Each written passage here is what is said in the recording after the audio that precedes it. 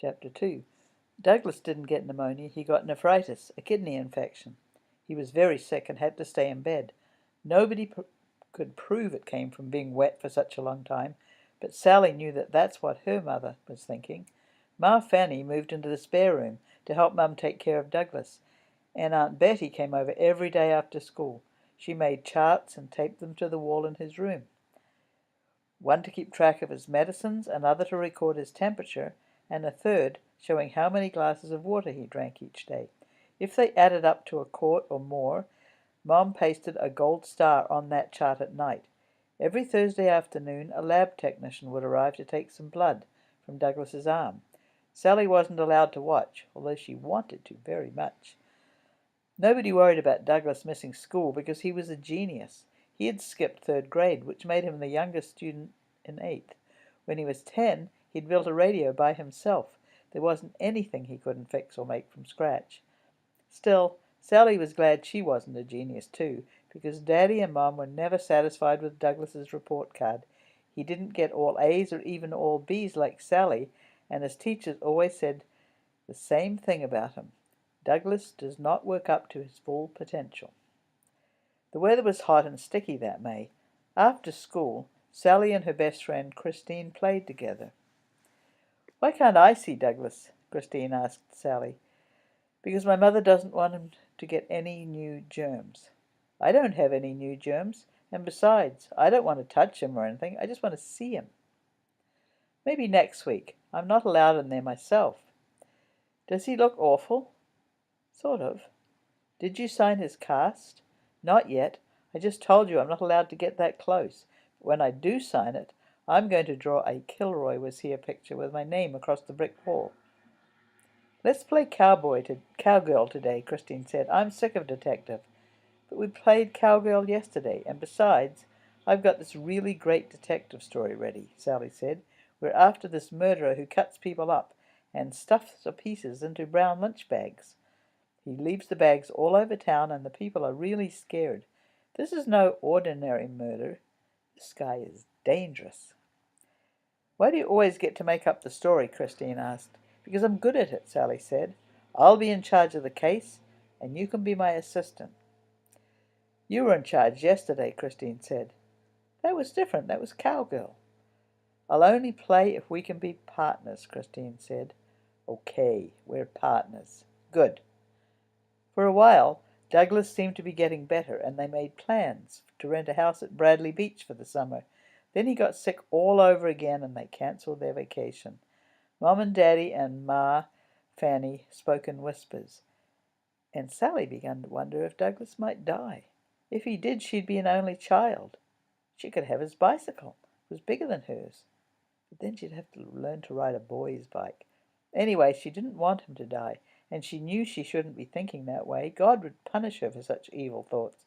Besides, if Douglas died, it wouldn't be fun like when her aunts and uncles and Granny Freedman had died. After their funerals, they'd sat Shiva for a week at Sally's house. It was a Jewish custom to help the family through those difficult first days following a loved one's death. Sally enjoyed sitting Shiva very much. Every afternoon and evening, friends and relatives would come to visit, bringing baskets of fruit and homemade cakes and cookies and boxes of candy from Barton's, and they would pinch Sally's cheeks, telling her how much she'd grown since the last funeral. Then they'd all sit around and talk, and Mum would serve coffee. And as they left, they'd always say, "We must get together on happier occasions." But they never did. It seemed to Sally that somebody in her family was always dying, but they were much older or very sick, and she didn't know them very well enough to really care. The last time she'd sat Shiva was in November, when Ma Fanny got a letter telling her that Tante Rose and Lila were dead, killed in one of Hitler's concentration camps, and people who Sally had never seen before came to pay condolence calls. People from the old country who had known Ma Fanny when she was a girl, before she sailed to America on the banana boat. People who remembered Tante Rose and Lila. With Douglas it would be different. It wouldn't be like a party at all. Everyone would cry, and they would forget all about her. It would be even worse than now. She wished Douglas would hurry and get well, so the family could have some time for her, too. When school ended, Sally was sent to day camp at the Y, and in August Douglas was well again. Toward the end of the month, Mom said, "Daddy and I are going away for a few days." "Where to?" Sally asked. "Bradley Beach?" "No, Florida. Ma Fanny will take care of you and Douglas while we're gone." "But suppose Douglas gets sick again?" "He won't. The doctor says he's doing fine and will just be gone a week, maybe less." "How will you get there?" "On the train." "But Florida's very far, isn't it?" "It's a day and a half on the train." Sally thought she might start to cry again, but she wasn't sure why. "Don't look like that," Mom said, putting an arm around her. "Everything's going to be fine. And when we come home, we may have a big surprise for you." "What kind of surprise?" "If I tell you, then it won't be a surprise." "Tell me anyway, please." "Can you promise to keep it a secret?" "I promise." "You won't tell anybody?" Sally shook her head. "Well, Daddy and I are going to look for an apartment in Miami Beach. And if we find one, then maybe we'll spend next winter there. And wouldn't that be fun?" "You mean all of us?" "You and Douglas and Ma Fanny and me. Daddy would have to stay at home to work, of course." "But what about school?" "You'd go to school there. Wouldn't that be exciting?" "I don't know. The doctors think it would be very good for Douglas. And you always have some throats in the winter, so it would be good for you too." "Sometimes I get sore throats in the summer. Remember the night the war was over? Remember how my throat hurt then?" "Yes, but winter is worse. And we don't want Douglas to be sick any more, do we?" "You just said he's fine." "He's getting better." "You said fine." "I mean the infection is clearing up. But Douglas is very run down. He's lost a lot of weight. You can see his ribs." "You always could." "But now you can count them. He needs time to recuperate." "I'm not sure I want to go." "Well, nothing's definite. We'll just see what happens, okay?" "Okay." Sally and her friends were in the playhouse in Sally's backyard. It wasn't a baby kind of playhouse for dolls. It was a big, sturdy house that her father and Douglas had built. It was painted white with green shutters. Inside there was a table, 4 chairs, a built-in wooden bed, and 3 windows. There was a Dutch door, too. Alice Ingram, who had a recreation room and 4 telephones at her house, didn't have anything to compare with Sally's playhouse. Alice and Christine were both in Sally's class at school. They sat next to each other on the wooden bed. Betsy, who lived across the street, was a year younger than the other girls, but 2 heads taller. She sat on one of the chairs. "Let's play love and romance today," Alice said. "Sally and Betsy can be the boys, and me and Christine will be the girls." "No, thank you," Betsy said. "I was the boy last time." "That's because you're so tall," Christine told her. "You make a good boy." "Let's play war instead," Sally suggested. "Oh, I'm sick of playing war," Alice said. "I always wind up being Hitler." "Well, you can't expect me to be Hitler," Sally said. "I'm Jewish. So everybody expects me to be the boy, and I'm really a girl," Betsy argued. "That's different," Sally said. "But if you don't want to play war, I have another idea." "What?" Alice Ingram asked. "We can play concentration camp again instead, and nobody has to be Hitler because he's away on business." "How do you play?" Betsy asked. "The usual way," Sally answered. "First I tell you who you are, and then I make up the story. Alice, you can be Lila." "Who's she?" Alice asked. "This beautiful woman who gets captured and sent to Dachau." "What's that?" Alice asked. "It's the concentration camp where the story takes place." "Oh, and Betsy, you can be Tante Rose, Lila's mother." "Why should I have to be Alice's mother? I'm younger." "Because you're taller. Now just shut up and listen." "I don't see why we always have to play Sally's stories," Betsy whined. "Because she's good at making them up," Christine said. "And besides, it's her playhouse." "I'll play," Alice says, "as long as I can be Lila. You did say she was beautiful, didn't you?" "Yes, very. We've got pictures of her. She has long dark hair and big eyes." "Is her mother beautiful too?" Betsy asked. "Of course. And she's not even that old, because she had Lila when she was just 16. "My sister's 16, Betsy said. I know. Sally was getting anxious to get on with the game. "Who am I supposed to be?" Christine asked. "You can be the concentration camp guard. You hand the pretend soap to Aunt Rose and Lila and tell them to go to the showers. Why do they get pretend soap? Because it's a trick. They're not really going to get showers. They're going to get killed in a big gas oven. I'm going home, Betsy said. I don't like this game. It is kind of scary, Christine said. I'd rather play love and romance. If we do, then I'll stay, Betsy said. Let's take a vote, Christine said. All in favor of concentration camp, raise your hands. Sally and Alice raised their hands. All of love and romance, raise yours. Christine and Betsy raised theirs. It's a tie. Oh, all right, Sally said. We'll play detective instead. That way nobody wins. Later, after Alice and Betsy went home, Christine and Sally sat on the glider's swing. How long will your parents be in Florida? Christine asked. A week. They're looking for an apartment. You're moving? No, silly. I'd never move, but just for next winter, so Douglas doesn't get sick in the cold weather. And if you tell anybody anything about it, I'll kill you. It's supposed to be a secret.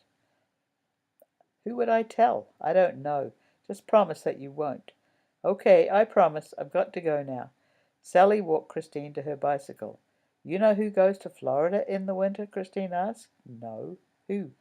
Millionaires. I read it in my mother's magazine. She coasted down Sally's driveway.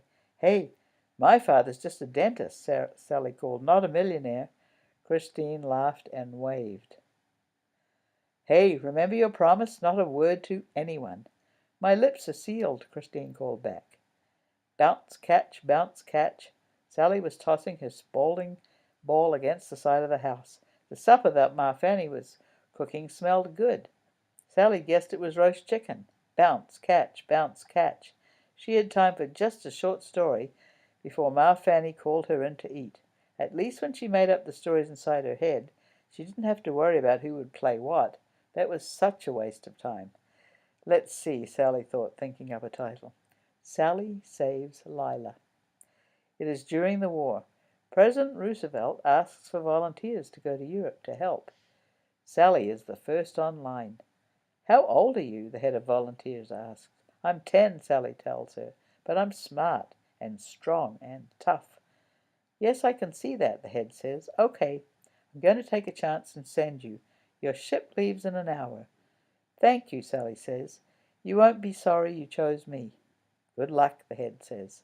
Sally salutes, slings her duffel bag over her shoulder, and boards her ship. When she arrives in Europe, she realizes she has forgotten her toothpaste. She goes into the first Rexall she sees and selects a tube of Ipana for the smile of beauty. Then she feels hungry. It must be lunchtime. She finds a deli and orders a salami sandwich on rye and a Coke to go. She takes her lunch to the park across the street and finds a sunny bench. She unwraps her sandwich, but before she takes her first bite, she hears someone crying. Sally investigates. After all, she has come to Europe to help. It is a woman huddled on the ground next to a tall tree. Her hands cover her face, muffling her sobs. She is dressed in rags. Sally goes to her side. Are you hungry? She asks. The woman does not respond, so Sally holds out her sandwich. It's salami, she says. Doesn't it smell good? Kosher, the woman asks. Yes, Sally tells her. Kosher's the salami is the only kind I like. Me too, the woman says. She reaches for the sandwich and wolfs it down her back to Sally. How long has it been since you've eaten? Sally asks. Days, weeks, months. I don't know any more. Where do you live? I have no home, no family, no friends, all gone, gone. Finally she turns around and faces Sally. Even though her hair is filthy and her big eyes are red and swollen and most of her teeth are missing, Sally knows her instantly. Lila.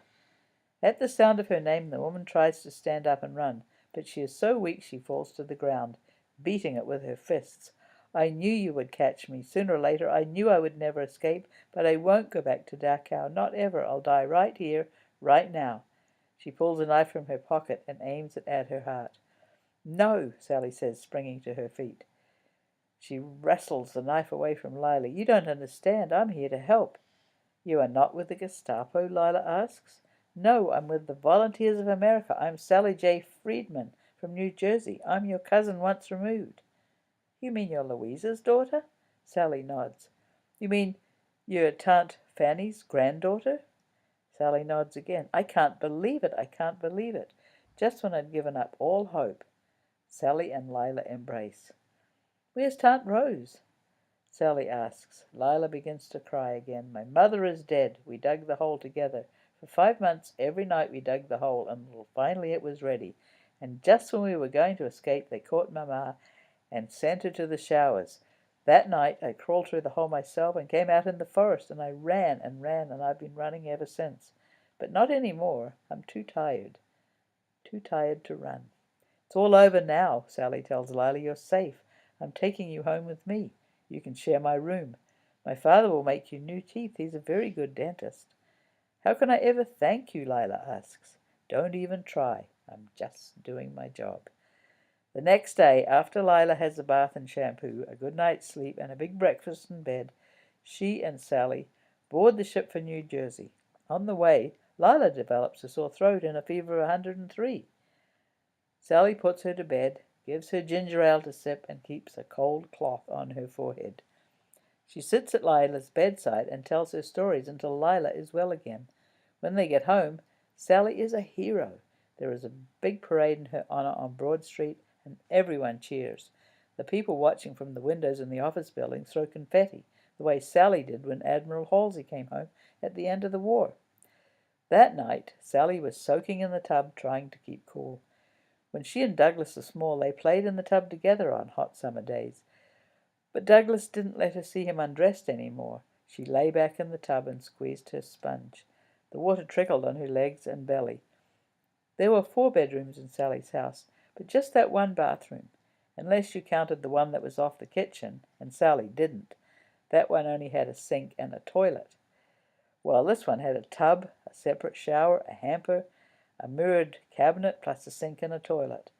The tile was lavender with black trim. The wallpaper matched, and all the woodwork was painted black, including the door. Sally loved it. Her father didn't. He said it looked like a bordello. What's that? Sally had asked at the time. Never mind. Daddy and Mom had answered together. Then Mom went on to say, There's not much you can do with a lavender tile, Arnold. Besides, lavender and black are the newest colors. But if you feel that strongly about it, we can always rip out the tile and fixtures and start all over. Then Daddy said, Hell no, I'll get used to it in time, I guess. The only thing wrong with the bathroom was you couldn't powder in it because the powder flew all over and made the black woodwork dusty, and Mom didn't like that. The phone rang as Sally was drying herself. If you didn't dry carefully between your toes, you could get something called athlete's foot, and your skin would peel off. Sally, Ma Fanny called out, Hurry, it's your mother on the line. Sally jumped into her robe and dashed to the telephone. Hi, honey, how are you doing? Mom asked. Okay, how's Florida? And when are you coming home? Day after tomorrow, and it's beautiful. Did you find a place? Yes, just this afternoon. Then we're really going? Most likely, but the lease isn't signed yet, so don't tell anyone. I won't. What's it like? Oh, it's very interesting. How's Douglas? He's fine. Good. Put him on, and then you can say hello to Daddy. The next day, Sally told Christine. They found a place. My mother says it's really interesting. When are you going? I don't know. When it gets cold, I guess. Nothing's definite yet. Sally ate lunch at Christine's house. Mrs. Mackler made them bologna sandwiches with mayonnaise and lettuce and thick chocolate malteds to drink. Sally wondered if she'd dropped an egg in while they weren't looking, the way Ma Fanny did. Mrs. Mackler said, I heard you're going to Florida. You did? Sally gave Christine a look. Or am I wrong? Mrs. Mackler asked. Wrong? Yes, wrong. Well, I don't know. I don't know anything about any of that. Oh, I see. After lunch, they went outside. When they went outside, Sally told Christine, Next time, don't seal your lips, sew them. And Christine said, Oh, Sally, I only told my mother. I can keep a secret as good as you. Honest.